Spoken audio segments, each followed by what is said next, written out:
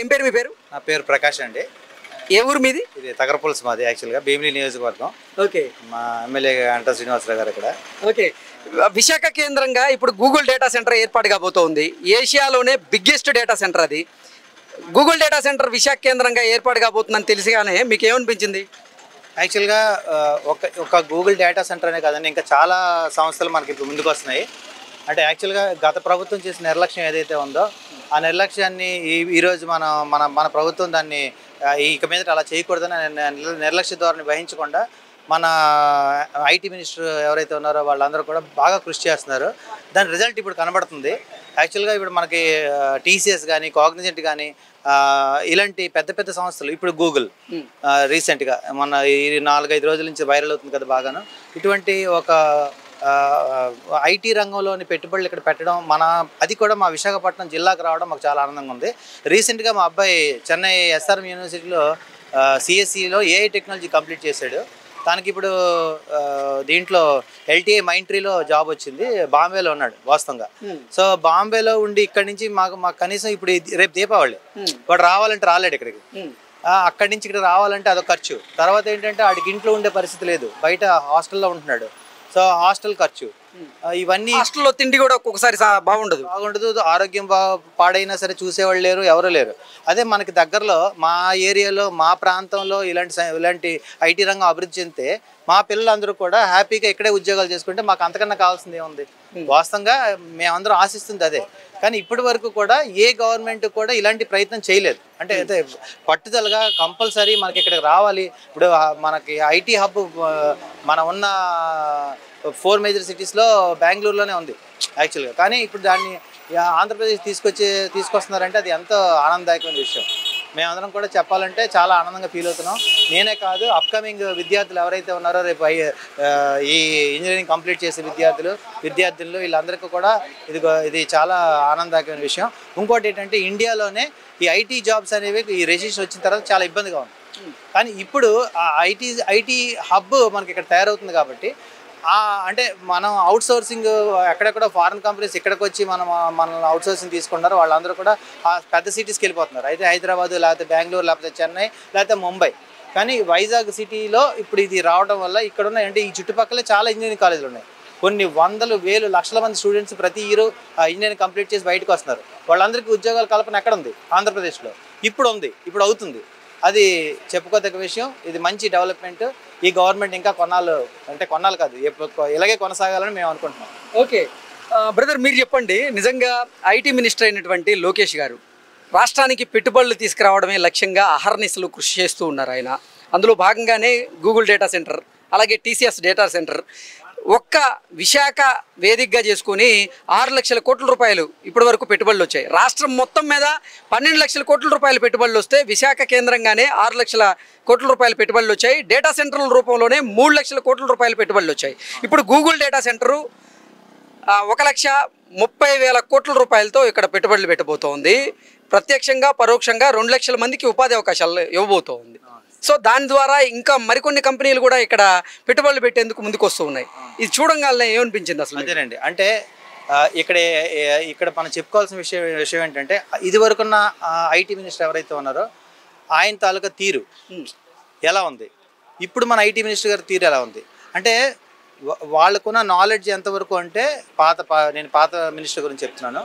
వాళ్ళు మీకు అనకూడదు, ఆయన చాలామంది ట్రోల్ చేశారు కూడా, నీ ఇప్పుడే కోడిగుడ్డు పెట్టింది అని ఏదో సంథింగ్.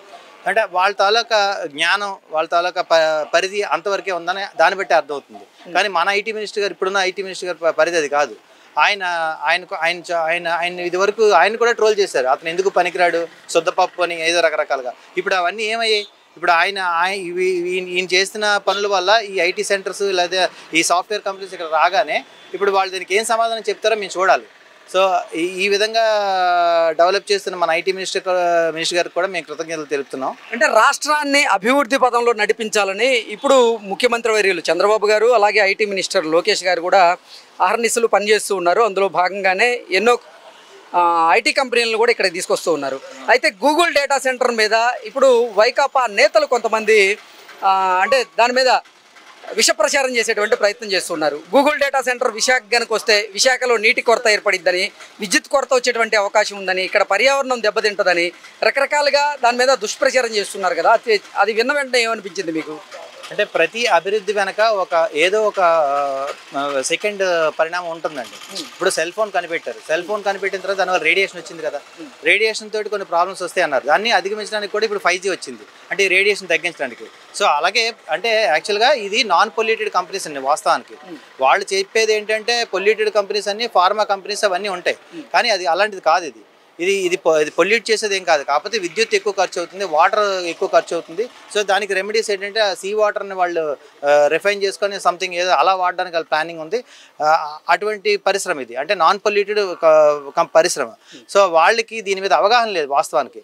అంటే ఎవరైతే మాట్లాడుతున్నారో ఆ మాట్లాడే వ్యక్తులకి అసలు వాళ్ళకున్న పరిజ్ఞానం ఏంటి, వాళ్ళకున్న నాలెడ్జ్ ఎంతవరకు అనేది ఫస్ట్ వాళ్ళు విశ్లేషించుకోవాలి.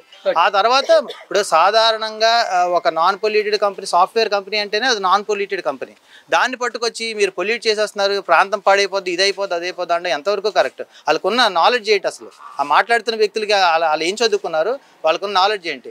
అలాగైతే ఇన్ని లక్షల మంది ఈ స్టూడెంట్స్, ఐటీ స్టూడెంట్స్ వీళ్ళ ఆ రెవల్యూషన్ వస్తుంది కదా.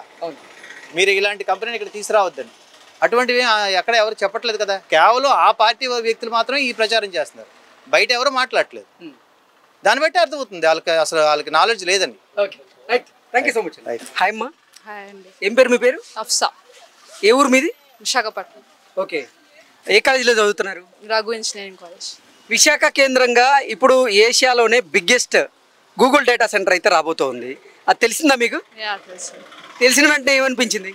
చాలా ఆనందంగా అనిపిస్తుంది. ఓకే. అంటే మీరు ఇప్పుడు ఏ ఇయర్ చదువుతున్నారు? Final year. Final year. Placements ఉన్నాయా? పర్లేదు, వస్తున్నాయి. ప్లేస్మెంట్స్ ఉంటే ఎక్కడెక్కడ ఉన్నాయి? అంటే బెంగళూరు, హైదరాబాద్, చెన్నై. ఓకే. అంటే ఇప్పటి వరకు నిజంగా మీకు జాబ్ ఆపర్చునిటీస్ బెంగళూరులో కానీ, లేకపోతే చెన్నైలో కానీ, హైదరాబాద్లో కానీ, లేదా ముంబైలో కానీ ఇలాంటి చోట్ల వచ్చేవి. ఇప్పుడు విశాఖ కేంద్రంగానే ఇప్పుడు ఉన్నటువంటి కూటమి ప్రభుత్వం రకరకాల కంపెనీలను అయితే ఇక్కడికి తీసుకురాబోతూ ఉంది. అందులో భాగంగా గూగుల్ డేటా సెంటర్ ఏర్పాటు కాబోతోంది. తర్వాత TCSకి సంబంధించిన ఇంకో డేటా సెంటర్ ఏర్పాటు కాబోతోంది. కొన్ని కార్పొరేట్ సంస్థలు కూడా ఇక్కడికి రాబోతూ ఉన్నాయి. రాబోయేటువంటి రోజుల్లో మీకు జాబ్ చేసుకునేటువంటి ఫెసిలిటీస్ అన్నీ ఇక్కడ ఉండబోతున్నాయి. అది తెలిసిన వెంటనే ఏమనిపించింది? చాలా ఆనందంగా అనిపించింది. ఎందుకంటే ఇప్పుడు పేరెంట్స్ని వదిలి బయటికి వెళ్ళి చేయాలి, బట్ ఇప్పుడు ఇక్కడే వస్తున్నాయి కాబట్టి పేరెంట్స్తో ఉండొచ్చు అని చాలా హ్యాపీ ఫీల్ అవుతుంది. ఓకే. ఇక్కడికి ఏ కంపెనీలు వచ్చినాయో విన్నారా మీరు? కాగ్నిజెంట్ ఒకటి, TCS ఒకటి, ఇన్ఫోసిస్ ఆల్రెడీ స్టార్ట్ అయిపోయింది, గూగుల్ కూడా పెడతానని చెప్పి. సో హ్యాపీయా? Full happy. ఓకే. మీ పేరమ్మా? లోచన. మీరు ఎక్కడి నుంచి వచ్చారు? వైజాగ్. వైజాగ్ కేంద్రంగా ఇప్పుడు ఆంధ్రప్రదేశ్ కూటమి ప్రభుత్వం 6 లక్షల కోట్ల రూపాయల వరకు పెట్టుబడులు తీసుకొచ్చింది. రాబోయేటువంటి రోజుల్లో ఎన్నో కార్పొరేట్ కంపెనీలు కూడా విశాఖ కేంద్రంగా చేసుకొని పనిచేయబోతూ ఉన్నాయి. మీ యువతకి పెద్ద ఎత్తున ఉపాధి అవకాశాలు, ఉద్యోగ అవకాశాలు అయితే ఇక్కడి నుంచే ఉండేటువంటి అవకాశం ఉంది. అది తెలిసిన వెంటనే ఏమనిపించింది? అంటే ఇక్కడే వైజాగ్లోనే ఉండి చక్కగా చేసుకోవచ్చు అనిపించింది.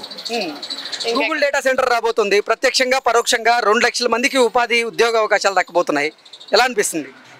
చాలా హ్యాపీగా ఉంది, ఇక్కడే ఉండి హ్యాపీగా చేసుకోవచ్చు అని. ఓకే. యా. ఏ బ్రాంచ్ మీరు? CSC, computer science. Computer science. Okay. మీకు ప్లేస్మెంట్స్ ఉన్నాయి మీ కాలేజ్లో? ఉన్నాయి సార్. ఎక్కడెక్కడ ఉన్నాయి? హైదరాబాద్, చెన్నై, ఓకే, లేదా హర్యానా, ఇలా డిఫరెంట్ ప్లేసెస్లో ఉన్నాయి, కానీ ఇక్కడ లేవు. ప్రెసెంట్ ఆంధ్రప్రదేశ్లో లేవు. సో ఇప్పుడు ఫైనల్గా ఆంధ్రప్రదేశ్లోనే చేసుకోవచ్చు అందరూ హ్యాపీగా. అది కూడా వైజాగ్ మన సిటీలోనే చేసుకోవచ్చు.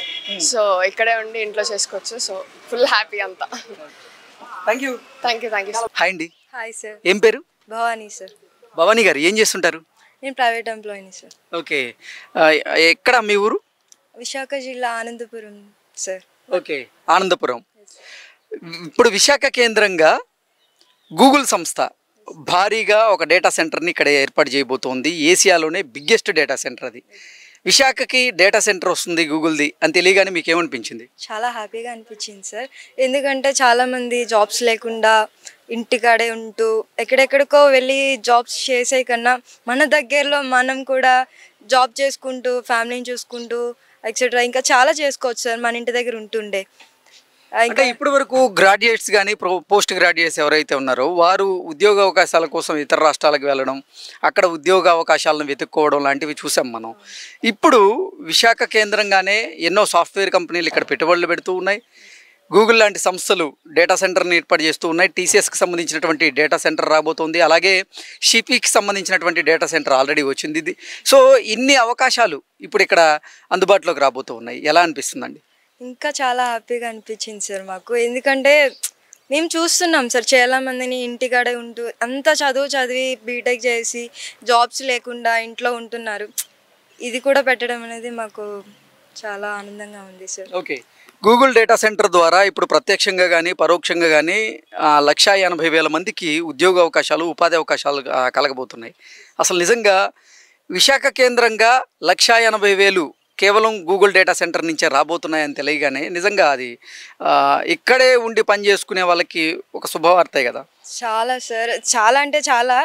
ఎందుకంటే ఆల్రెడీ చెప్పాను కదా సార్, అన్ఎంప్లాయ్మెంట్ చాలామంది ఎక్కువ అయిపోవటం వల్ల మనకి జాబ్స్ లేక ఎక్కడెక్కడికో వెళ్ళి జాబ్స్ చేసుకోవాల్సి వస్తుంది. ఇంత మంచి ఆపర్చునిటీ వస్తే ఎవరైనా బయటికి ఇంకెందుకు వెళ్తారు సార్, ఇక్కడే చేసుకుంటారు కదా. Okay, hi madam. హలో, ఏం పేరండి? మల్లీశ్వరి. ఏం చేస్తుంటారు మేడం?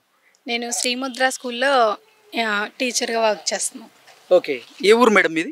మాది విశాఖపట్నం జిల్లా వెంకటాపురం. ఓకే, విశాఖ కేంద్రంగా ఇప్పుడు గూగుల్ సంస్థ భారీగా పెట్టుబడులు పెట్టబోతోంది. డేటా సెంటర్ని ఇక్కడ ఏర్పాటు చేయబోతోంది. తెలిసిందా మీకు? ఎలా అనిపిస్తుంది? Actually I'm very proud of being in Vizag. ఎందుకంటే ఇప్పటి వరకు మనకి ఎలా ఉంది అంటే వైజాగ్లో ఉన్నా కానీ మనం జాబ్ చేసుకోలేము. డెఫినెట్గా బెంగళూరు ఆర్ గ్రేటర్ సిటీస్కి వెళ్ళాల్సి ఉంది. కానీ ఇప్పుడు ఇది రావడం వల్ల అయితే చాలా మందికి ఎంప్లాయ్మెంట్ అయితే దొరుకుతుంది. That's very good point actually. Okay, నిజంగా మీరు చెప్పినట్లుగా ఇప్పటివరకు గ్రాడ్యుయేట్స్ కానీ పోస్ట్ గ్రాడ్యుయేట్స్ కానీ ఎవరైతే ఉంటారో వారు ఉద్యోగ అవకాశాల కోసం ఇతర రాష్ట్రాలకు వెళ్లాల్సినటువంటి పరిస్థితి ఉంది. తల్లిదండ్రులను వదిలి అక్కడ గడపాల్సినటువంటి పరిస్థితి ఉంది. కానీ ఇప్పుడు విశాఖ కేంద్రంగానే ఎన్నో సాఫ్ట్వేర్ కంపెనీలు వస్తూ ఉన్నాయి. అలాగే గూగుల్ డేటా సెంటర్, రేపు టీసీఎస్కి సంబంధించినటువంటి డేటా సెంటర్ రాబోతుంది. కొన్ని లక్షల మందికి ప్రత్యక్షంగా పరోక్షంగా ఉపాధి ఉద్యోగ అవకాశాలు దక్కబోతూ ఉన్నాయి. ఇది తెలిసిన వెంటనే ఏమనిపిస్తుంది అసలు మీకు? చాలా హ్యాపీ అనిపించింది. మెయిన్గా ఏంటంటే ఎవరైతే గ్రాడ్యుయేట్ అయినా వాళ్ళ పేరెంట్స్ ఉంటారో వాళ్ళకి హ్యాపీగా ఉంటుంది. ఓకే, మా పిల్లలు ఇక్కడే ఉండి వర్క్ చేసుకోవచ్చు అని, అది ఒక పాయింట్. నెక్స్ట్ వాళ్ళు కూడా ఫ్యామిలీని లీవ్ చేయకుండా హ్యాపీగా వర్క్ చేసుకోవచ్చు. ఇన్కమ్ కూడా సేవ్ అవుతుంది, వాళ్ళ ఇన్కమ్. అంటే ఇప్పుడు నిజంగా ఈ 15 నెలల కాలంలో చూసుకున్నట్లయితే రాష్ట్రానికి 12 లక్షల కోట్ల వరకు పెట్టుబడులు వచ్చాయి. ఆ 12 లక్షల కోట్లలో కూడా 6 లక్షల కోట్లు విశాఖ కేంద్రంగా పెట్టుబడులు వచ్చాయి. కేవలం డేటా సెంటర్ల రూపంలో 300 కోట్ల రూపాయల మేర పెట్టుబడులు అయితే వస్తూ ఉన్నాయి. ఎలా అనిపిస్తుంది? చాలా బాగా అనిపిస్తుంది సార్. ఎందుకంటే ఇప్పుడు మనం చేసిన ఇన్వెస్ట్మెంటే రేపు మనకు అది 1000 times ప్రాఫిట్ అవుతుంది. That is very good point. And Visakhapatnam